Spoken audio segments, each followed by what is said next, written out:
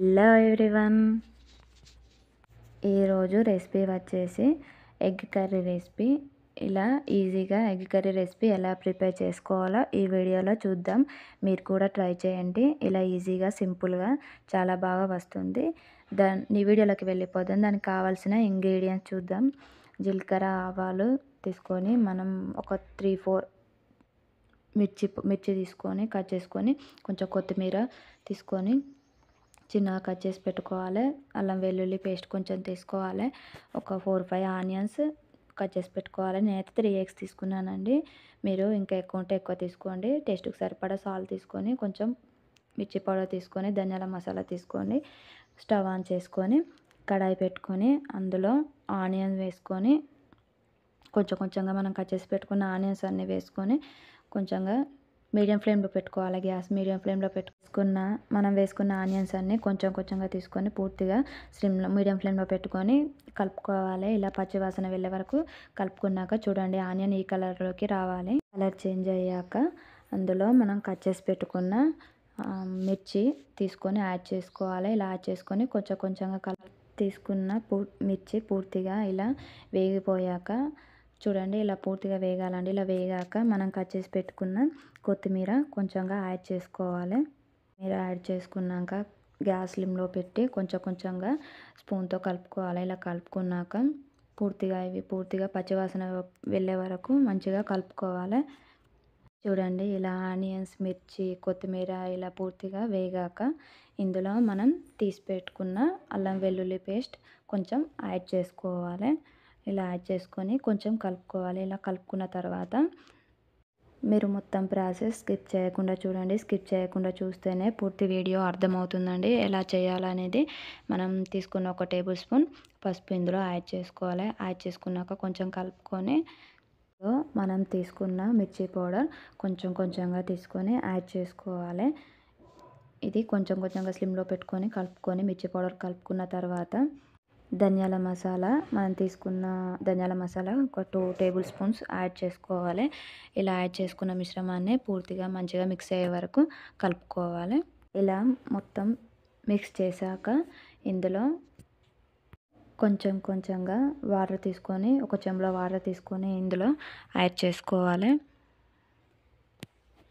Add చేసుకున్నాక మనం ఎన్ని ఎగ్స్ తీసుకున్నామో ఒక్కొక్కటిగా ఎగ్స్ తీసుకొని ఇందులో యాడ్ చేసుకోవాలి.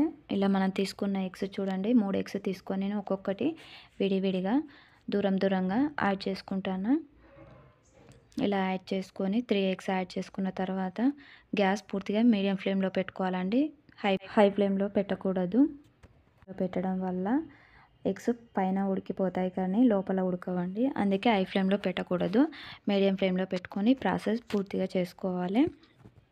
చూడండి, 3 ఎగ్స్ పూర్తిగా బాయిల్ అవుతున్న కొద్దీ మీడియం ఫ్లేమ్లో మనం పూర్తిగా స్ప్రెడ్ చేయకూడదు. స్పూన్తోని ఎగ్స్ వేసాక వెంటనే మనం స్పూన్తో కలపడం వల్ల పూర్తిగా కర్రీ మొత్తం ఎగ్ స్మెల్ అయిపోతుంది. అలా కలపకూడదండి. కొంచెంగా బాయిల్ అయ్యాక ఒక 5 మినిట్స్కి చూడండి, 5 మినిట్స్కి నేను చూపించే విధంగా స్పూన్తోని ఇలా బ్యాక్ సైడ్ తిప్పేసుకోవాలండి. చూపిస్తాను, నేను చూపించే విధంగా మీరు చేయండి. చూడండి, ఇలా ఎగ్స్ ఇలా ఉడికిపోయాక మన స్పూన్తోనే బ్యాక్ సైడ్ చూడండి, నేను చూపించే విధంగా ఇలా తిప్పేసుకోండి. ఇలా తిప్పడం వల్ల ఎగ్స్ అనేది ఉండిపోతాయి. ఇలా స్ప్రెడ్ కాకుండా, కర్రీ మొత్తం స్ప్రెడ్ కాకుండా ఉంటుంది. ఇలా చేయడం వల్ల ఎగ్ స్మెల్ కూడా రాకుండా ఉంటుందండి. నేను చెప్పిన విధంగా ఫాలో కండి. ఎగ్స్ చూడండి మొత్తం బాయిల్ అయిపోతున్నాయి. ఇలా మొత్తం ఉడికిపోయాక గ్యాస్ స్లిమ్లో పెట్టుకొని కొంచెం కొంచెంగా అలా లైట్గా తిప్పేసుకుంటూ ఉండాలి.